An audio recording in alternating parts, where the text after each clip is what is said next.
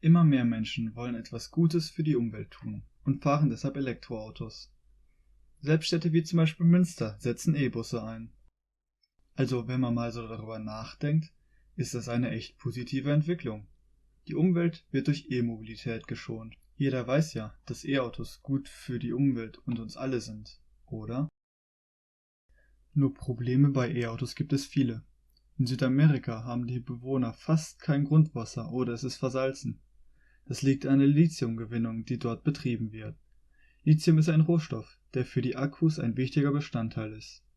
Eine Mine verbraucht zum Beispiel 21 Millionen Liter Grundwasser täglich. Das entspricht etwa 140.000 Badewannen und dabei liegt der Lithiumanteil in der Flüssigkeit gerade mal bei 5%. Experten gehen davon aus, dass die E-Autos nach mindestens der tausendsten Ladung einen neuen Akku brauchen, der wiederum Lithium benötigt. Bei der Herstellung gibt es ein weiteres Problem.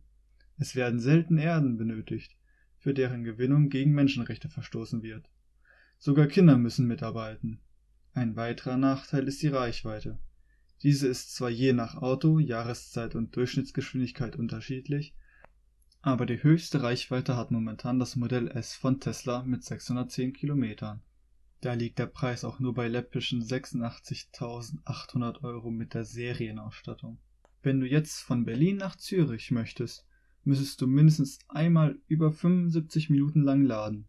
Und weil es so wenige Ladestationen gibt, kann es auch sein, dass man warten muss, bis eine frei ist.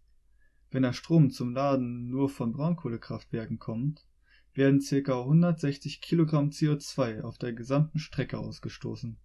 Und das ist noch nicht einmal sehr unwahrscheinlich, da Braunkohlekraftwerke 23,1% des deutschen Stroms produzieren und damit auch Spitzenreiter sind, gefolgt von den fast genauso schlimmen Steinkohlekraftwerken mit 17%.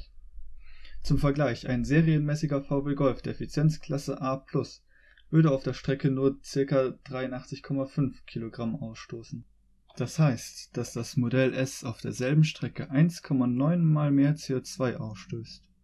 Und durch den Strom, den wir mehr gebrauchen, werden auch einige Kohlekraftwerke weiter benutzt.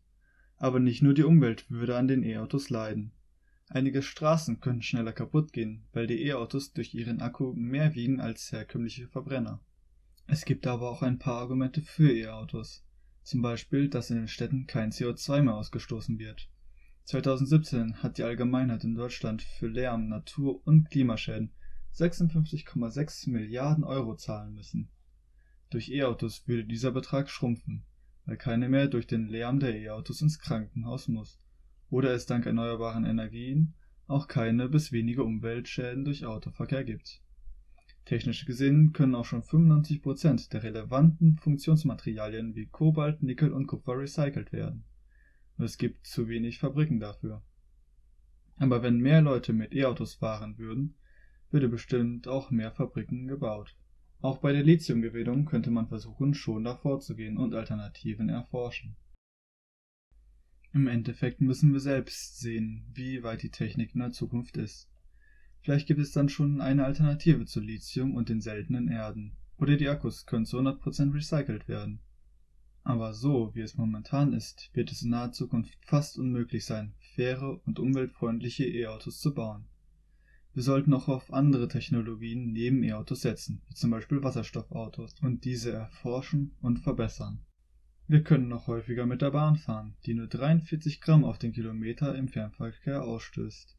Für kürzere Strecken kann man auch ein Fahrrad benutzen, und das verbrennt nur Kalorien.